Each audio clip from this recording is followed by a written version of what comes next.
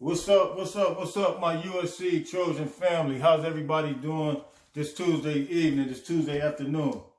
Uh, Look, man, we got to talk about some stuff. I want to talk about a leadership, what it means to be a leader. I was watching a video with Caleb Williams, and I'm telling you, man, this guy is displaying some leadership. Not only on the field, he's a leader, but we know off the field, this guy is going to be a tremendous leader, and we're already seeing that. But let me give you some qualities real quick. You got 10 qualities. It's said that you have 10 qualities to be an effective, top, big-time leader. And the first quality is to be a good communicator. We know that Caleb Williams is the communicator. The guy is the master communicator. We see him making communications on the field. We see him making communications off the field, whether it be social media, whether it be just wherever he's at, in the marketplace, wherever. Number two is going to be empathy. And we know that this man has some empathy. He gives much props to his old teammates and shows some empathy in that respect. And we know that he's a man of empathy. Then his positivity. This man, positivity, his positive vibes is just all over the place. And everybody can feel this thing. It's sucking all of us in right now. The positivity and this confidence. We know that, look, man, when Spencer Rattler got put out the game last year, the Red River rivalry, Red River shootout, this man displayed confidence. Confidence was just gushing out of this man's heart. The man has confidence. And then he had the vision. This man has a vision. For him to leave one program that was a successful program and be able to come to another, this man has absolute vision. Number two, he has responsibility. He's a responsible guy, a responsible gentleman. And you can see that in the things that he does right now in his own life right now. He made what you call a power move to get up and get up out of Oklahoma. And he made a responsible decision to further his career and to put himself and his family in a better situation. Then to be transparent. The man is very transparent. And we've seen that as I was watching this video today. I watched an Instagram video of Caleb Williams. He gave the USC girls basketball team, all of them, he posted on his Instagram. He gave them all Beats by Dre earphones. And man, just to be so transparent, people want to be able to touch you and be able to feel you and be able to see that you're a real person, that you're not some stuck-up person. They want to be able to say, hey, man, you really are a cool dude. You know what I'm saying? Despite of the fact that you got all this money, all this assets that you already starting to get attached to, this guy is a very transparent person. And then he's a motivator. This guy is a motivator. He motivates me right now. He motivates me to want to go out right now and go get it for the USC Trojan family. He's motivating me to do what I'm doing right now, to start a YouTube channel. So he is a motivator. And then delegation. We know that he's going to be the great delegator, man. Not only his coach is going to do that, but he's going to be the delegator as well. He's going to be able to say, be able to teach some things to Miller Moss and the other quarterbacks. And that's one of the things I want to go through. I want to go through the updated roster and projected starters and backups. We want to go through that, and Caleb Williams is going to be able to delegate. You need to come out the game, hey, delegate, give it to somebody else, man. And the last thing is number 10, humility. The guy seems to be a humble guy. I don't see him having a bunch of just all this and that on, you know what I mean? Just trying to, he keeps himself together, but he seems to be like a very, very humble guy from what I can see.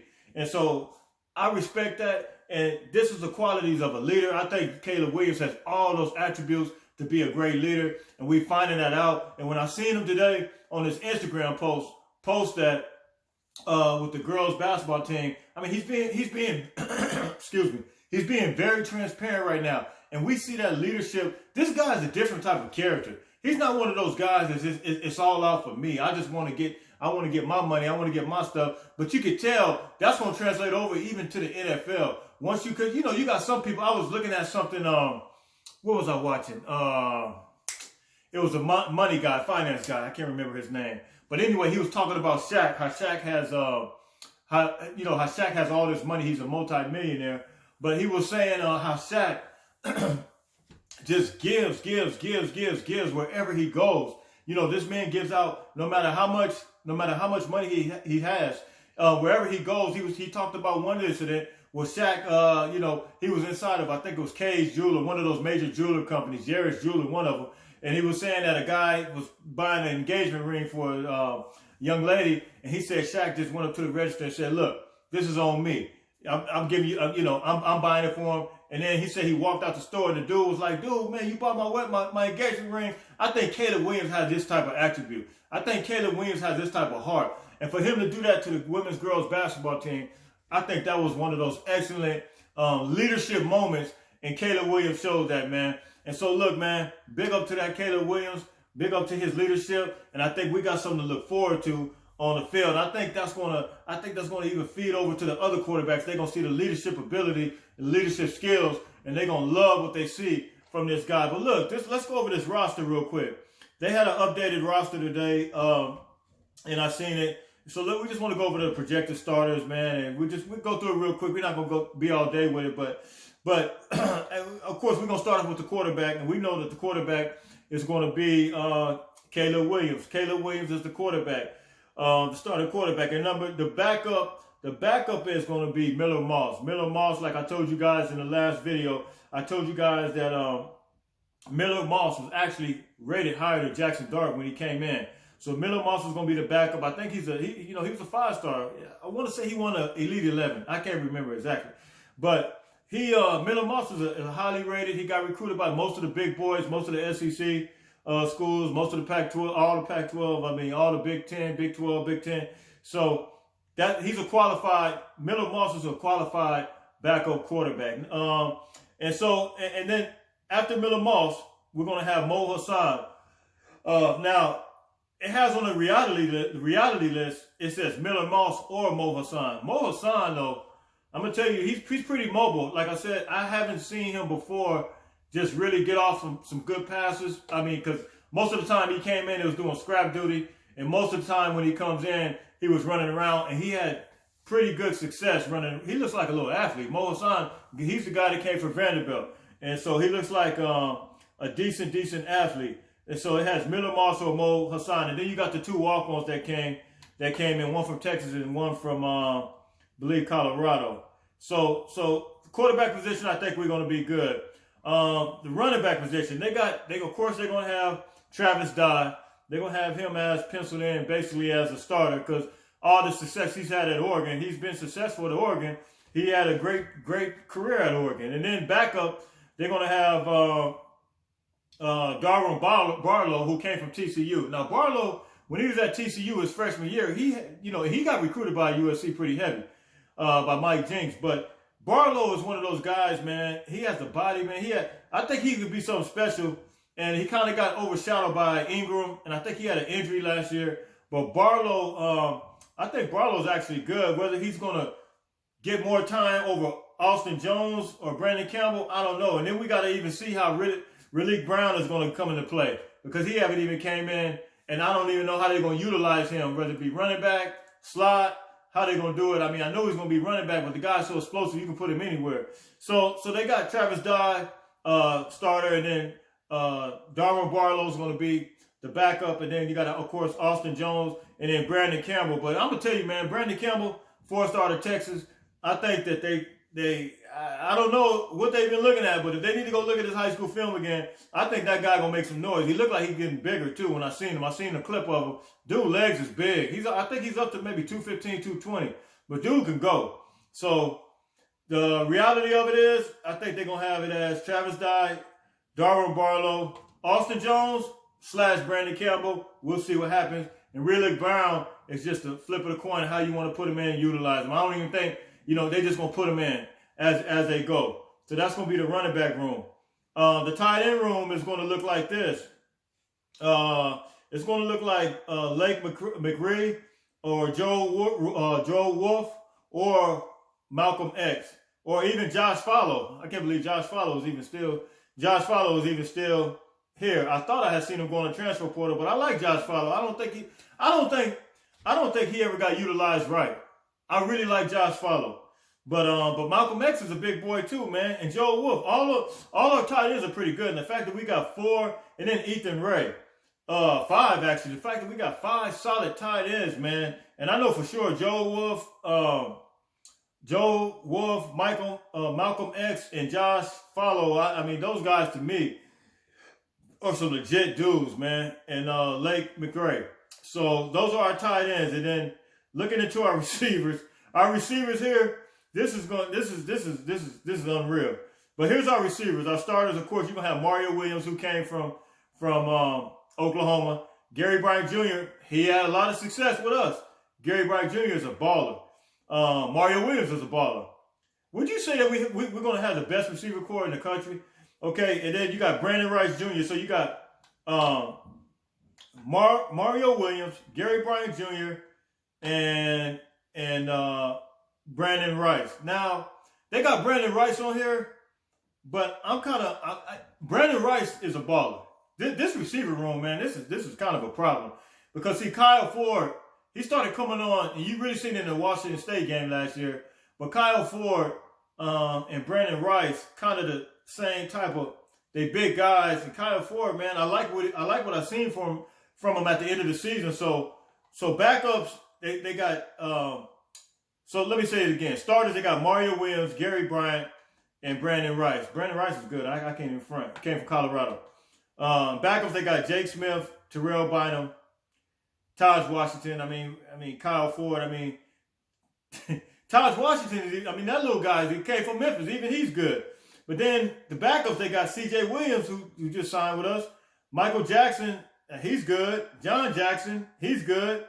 And then Kyron Ware-Hudson, who came from Mater Dei last year. So, man, and the reality of it here is Mario Williams or Gary Bryant, Brandon Rice, Terrell Bynum, Taj Washington, Kyle Ford, Jake Smith, C.J. Williams. Michael, I mean, this is really ridiculous. We got, let's see, 1, 2, 3, 4, 5, 6, 7, 8, 9, 10, 11, 12 receivers that can probably start anywhere, man. And that's real talk. I'm not just saying that because these guys are all, Brandon Rice started at Colorado, Terrell Bynum at Washington, Taj Washington at Memphis. This is a problem, but it's a good problem to have. I just hope none of them transfers. That left tackle, well, let me say this. At the offensive line, left tackle, starter, they presume it to be Bobby Haskins. Backup, Cortland Ford. I like Cortland Ford from Texas, man. He started coming on. And then the backup to Cortland Ford is going to be Mason Murphy. The reality of it is, it's probably going to be Bobby Haskins or Andrew Voorhees or Cortland Ford, and then Mason Murphy. And that's going to be for the left tackle. Left guard, let's see. Starter, they got penciled in. It's going to be Andrew Voorhees. And then Jonah Mahan, and then Jason Rodriguez. I like that where it's at right now. And let's see, for the center, we're going to have Brett Nelson, Justin Diddich, Andrew Millick, and Gino Quanos. Keep that where it's at too. For the right guard, you're going to have Justin Diddich, Jonah Mahan, Maximus Gibbs, Andrew DeWert. Now, Maximus Gibbs, I noticed last year that they put him at, he's a guy that came from St. John Bosco. I noticed that they put him a little bit at defensive tackle. I'm curious to see how they're going to utilize him. He's a big body. He was okay at defensive tackle, but I guess he's coming back over to his natural position. So we'll see how that works out with him. And so that's going to be the right guard position. So right tackle, they got Cortland Ford as a starter, penciled in. Jonah Mahan, Ty Bingham, and then Caden Steffen.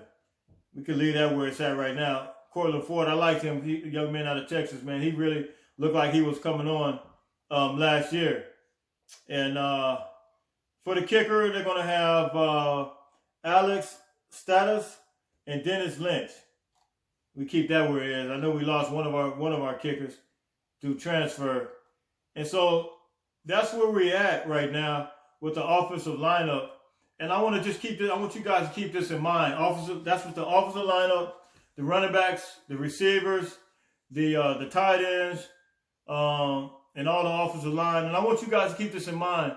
The success that Keontae Ingram had last year in running the ball. He had some pretty good success. So much so that he's really, they really expected some great things out of him as far as his pro day is concerned, as far as the NFL Combine is concerned. So I think we got a lot expectations for this offensive line. The fact that they got experience, most of them coming back. And I didn't see where they had the transfer for Virginia, but I guess he's going to come in and compete. And then we'll see where it goes in from there. I guess you can't, of course, you're not going to be able to just pencil somebody in just because they say, I'm a transfer. But, I mean, they did it with Mario Williams. But I think the senior, the starter for Virginia, I think he's coming in and I think he's going to come in and start right off the top. But, look, like, share, subscribe, fight on. And that's all I got for you today. It's pretty quiet. Of course, we got another junior day coming up. We got a lot of incredible juniors getting ready to come back on campus and check the campus out. Some crazy talent. Young man, that offensive lineman that looked like a Andre the Giant from IMG Academy. But we got some players coming, man. And I mean, a lot of talent. So we got a lot of expectations. The buzz is still buzzing. This thing is still popping. And so look, fight on, like, share, subscribe. Let me know in the comment section how you guys feel about the projected starting lineup. And let me know, guys, what you think about Caleb Williams being the leader, if he's showing leadership skills to you. And do you like what you see from him already? Do you think that's going to translate over to the field and the success of the field? Do you think people are going to pick up that energy? All right. God bless. I'll see you guys Saturday.